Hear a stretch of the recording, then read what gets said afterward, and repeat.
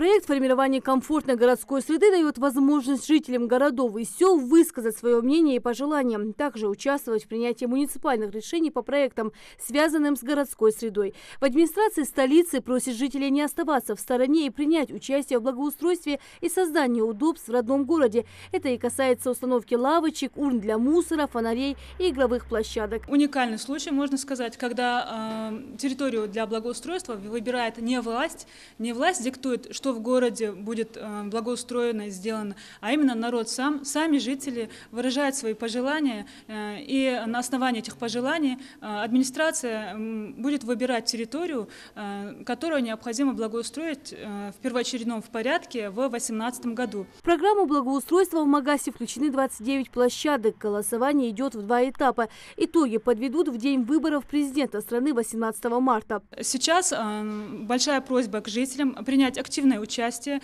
и проголосовать в пунктах, где мы разместили специальные урны. Один пункт у нас размещен непосредственно в здании администрации города на Зязикова 2.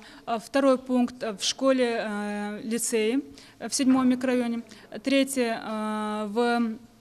в школе Марем и 4 в школе на 1500 мест в 11 микрорайоне. Также проголосовать можно на электронных планшетах, которые установлены в остановках по проспекту Зязикова. Пока одни жители думают, другие вовсю участвуют в развитии родного города. Башир Амирханов выбрал сразу несколько пунктов. Проголосовал за площадь Алания и парк Прибрежный. Почему? Ну, хотелось бы, чтобы там появилось что-то новое, интересное. Допустим, хотя бы новые скамейки или побольше мусорных урн, чтобы мусор не бросали, или каких-то интересных цветов. Я проголосовала за парк в прибрежно-парковой зоне и за бульвар в 10-м микрорайоне.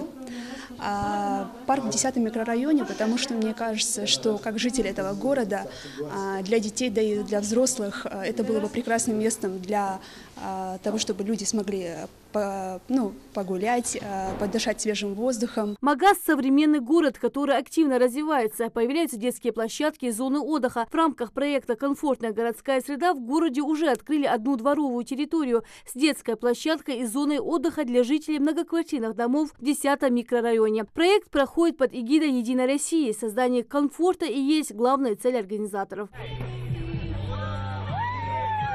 А теперь информация для детей. Если вы сейчас у экранов телевизора, попросите родителей обязательно проголосовать, и тогда, возможно, таких площадок в нашем городе станет намного больше. Рина Сычоева, Рамзан Миржоев. Новости 24.